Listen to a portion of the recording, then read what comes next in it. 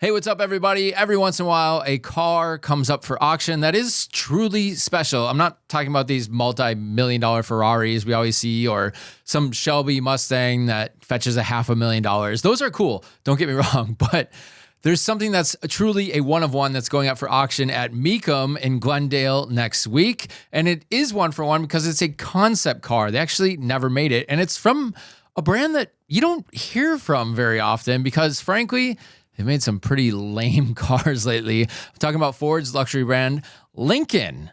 This is a 2004 Lincoln Mark 10. Although they use the 10 as an X, like a Roman numeral. So I think the Mark X makes it sound cooler. Now, if you're like, wait a minute, they never made a Lincoln Mark 9. Well, they sort of did. That was another concept car as well. Take a look at that.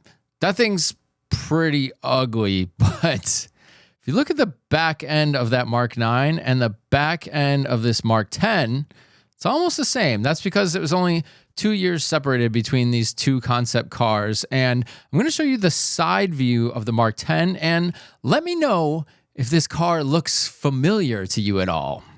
If it does, you got to think back to another mid-2000s when retro was all the craze. The design of the new Ford Thunderbird.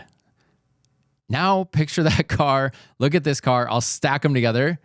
Almost exactly the same. That's because this is essentially a Ford Thunderbird, but I think they distinguished it enough on the front and the back that it has its own unique look and kind of determined Lincoln's style going forward. If you look at that front grille on the Mark 10, it looks very reminiscent to the first generation of the Lincoln MKX. That's their kind of luxury version of the Ford Edge. And one complaint I had about the Ford Thunderbird that came out in the 2000s was the interior. They spent all this time on the exterior. It looks really good, actually, I think, especially for the time. It was very unique, and there's nothing else like that on the road. But then you go inside, and it's like an entry-level like Ford parts bin, maybe a little bit of Jaguar X-Type thrown in there. It was just not fitting to the outside. It was very odd. This car, on the other hand, look at the interior of this. This is great. It's got a dual cockpit, like navigation screen for 2004. The steering wheel is pretty cool. It's like a two-tone steering wheel. Just really nice materials. A very cool looking interior, I think. Although this color combination of the cream and the gray metallic, it's very Lincoln, very boring luxury car, but I bet they could have got some really cool color combinations out of this car. So it really is a shame they did not make it. And kind of one other thing to note here, on that Ford Thunderbird, you had two options for a top. You got a traditional soft top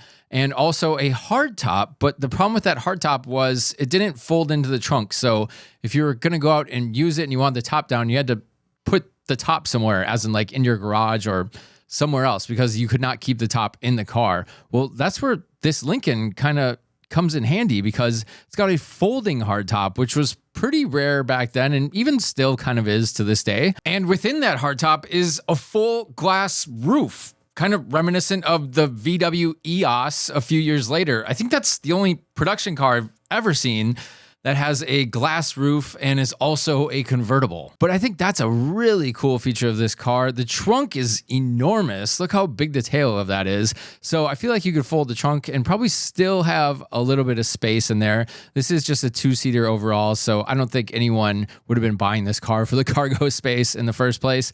It is powered by the exact same engine as the Ford Thunderbird. That was a 3.9-liter V8 with 280 horsepower. 0 to 60 was in the mid sixes, probably closer to 7 with that heavy hardtop in there. So I think this would have really benefited if they put the 4.6 from the Mustang in there. That could have made this car really interesting. But it's all what could have been for Lincoln, because even to this day, there's nothing really too exciting about Lincoln. And maybe this could have been a bright spot in the last 25 years or so, but I guess we'll never know. I have a feeling Ford decided to pass on this because it was already 2004 and the Thunderbird was only going to last for one more year beyond that. So there was really no justification to create a whole new vehicle to only be produced for 1, maybe 2 years. So it'll be interesting to see what this car fetches because it is only a one of one, which is obviously as rare as you can get. But there's some downside too. Since it's a concept car, you actually cannot legally register it as an on-road vehicle in the United States. But I have a feeling our friends in Montana could probably help you sort that out. I'm not giving you any advice one way or the other. And the value of this, who knows? I mean, a regular Ford Thunderbird from the 2000s, low side, $10,000, high side, maybe $20,000. This is obviously going to fetch more than that, but how much more? I'm really not sure. Even Mecum isn't even putting a valuation on their site. So I think they're kind of confused onto what this can bring as well. So once the auction is over, I'll put down in the comments what it actually fetched. I wouldn't be surprised though if this car actually catches six figures. What are your thoughts? Let me know down below. I hope you enjoyed this video. Make sure to subscribe to Petrolectric, and I will see you next time.